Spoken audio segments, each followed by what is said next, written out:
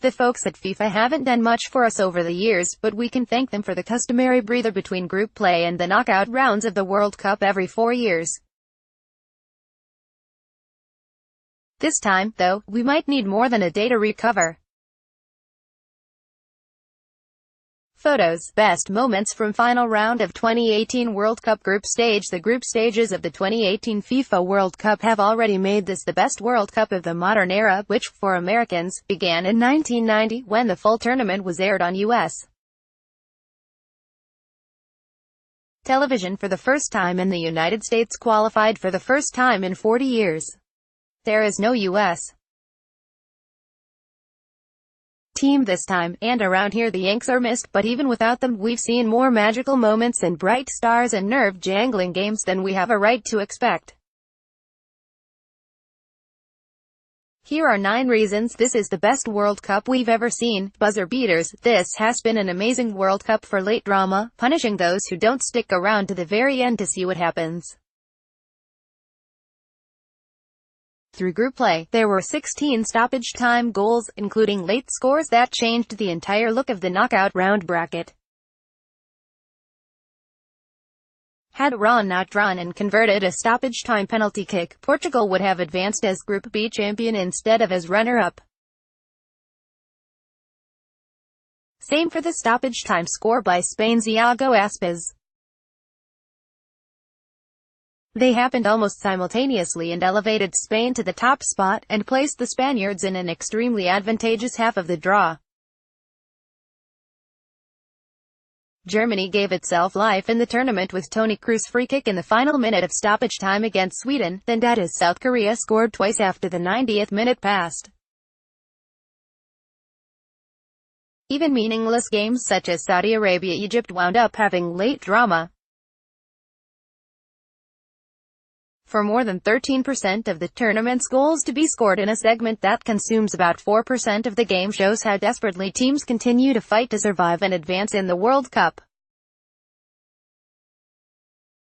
Ronaldo versus Messi. They have yet to share the field in the 2018 World Cup, although that could be just a week away. Argentina must beat France, and Portugal has to beat Uruguay, and neither is favored. But it's certainly possible.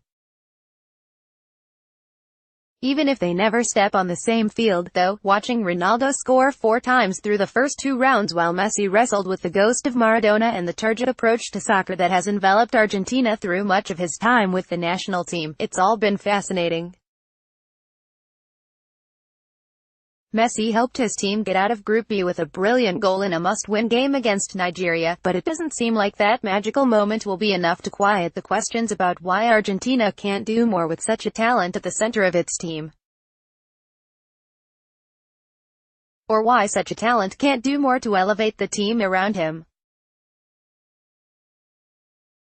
More. Battle of the Brands. Who will win the World Cup?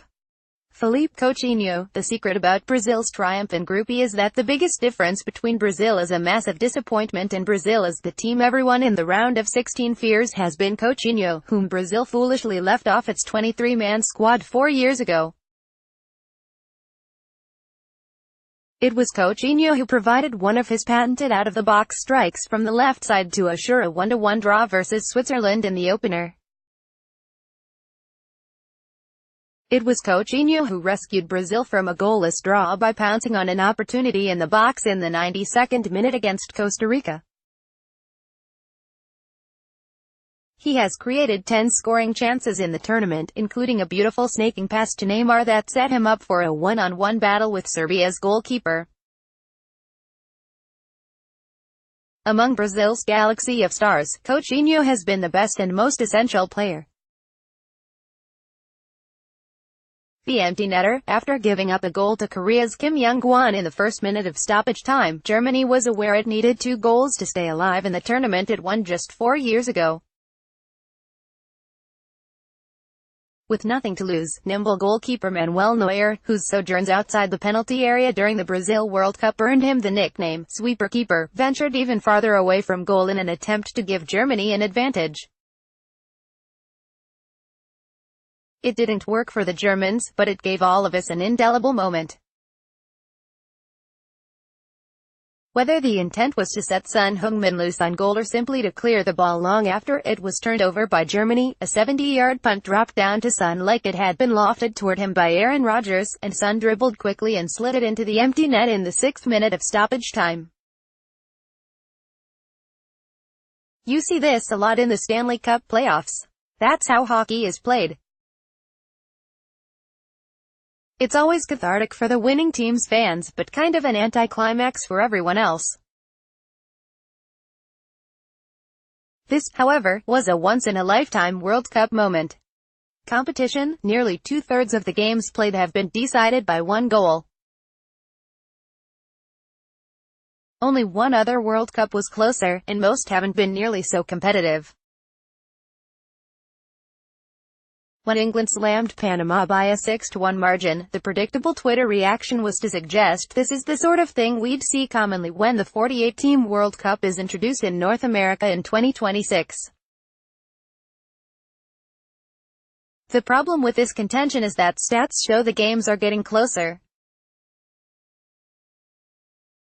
The two most competitive group stages ever occurred in this decade, 2010, 2018, and the other ranked fifth in percentage of one-goal outcomes. Of the teams that reached the World Cup semi-finals in 2014, Germany, Brazil, Argentina, Netherlands, the first three won 4 games, lost 3 and drew 2 in group by a composite score of 10-10. And the other didn't qualify. World Cup Round of 16 TV schedule, results, how to watch Harry's hat. England striker Harry Kane has scored 105 goals in 139 Premier League games since becoming Tottenham Hotspur's principal option 4 seasons ago, plus an additional 9 goals in 10 UEFA Champions League games. Spurs have qualified for Champions League in 3 consecutive seasons, beating out such clubs as Manchester United, Chelsea, Liverpool and Arsenal. Thus it's kind of a mystery why Kane doesn't get more worldwide respect. But now he's leading the World Cup in scoring despite having appeared in only 2 of 3 group games. His 5 goals include 3 from a 6-1 victory over Panama. And if you want to dismiss that hat-trick because 2 of the 3 scores came on penalties, we'll remind you both Ronaldo and Messi missed on penalty attempts in this tournament, and each of those cost his team a victory. Very accurate reffing, according to FIFA's Pierluigi Collina. Use of video assistant referees, VAR, has allowed game referees to improve their game-changing decisions from 95% correct to 99.3%. There were 17 plays that went to review in the group stage, with 14 of them changed upon the referee getting a second look at what occurred. On average, those major reviews lasted 80 seconds.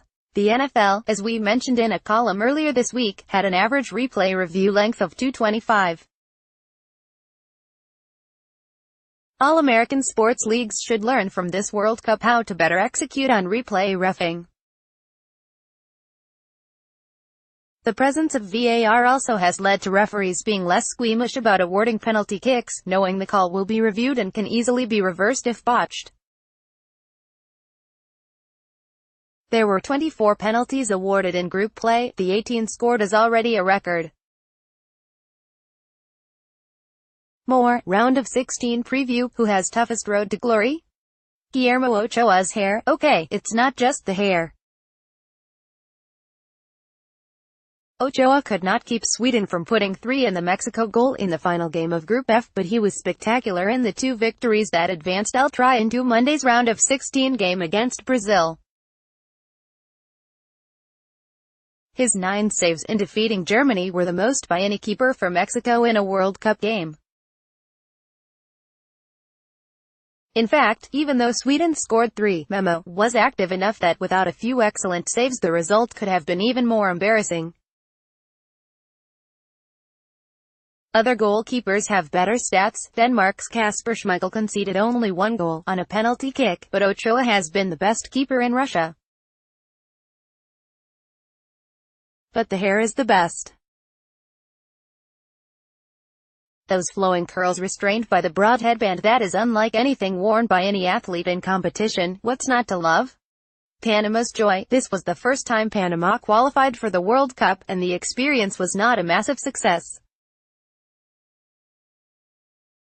The Panamanians lost all three Group G games, by the combined score of 11-2. They played 167 minutes without scoring, and it was getting a little grim as they fell behind England 6-0. And then, in the 78th minute against England, Panama lined up for a free kick that didn't figure to mean much, but it was beautifully struck and curled right to where Felipe Baloy was dashing toward goal. Baloy slid onto the ball and drove it past keeper Jordan Pickford. It was 6-1. Big deal, right? Panama fans in the stadium in Nizhny Novgorod, and back home in Panama, reacted deliriously. There was absolute delight in their celebrations. In what other event can you see such a thing?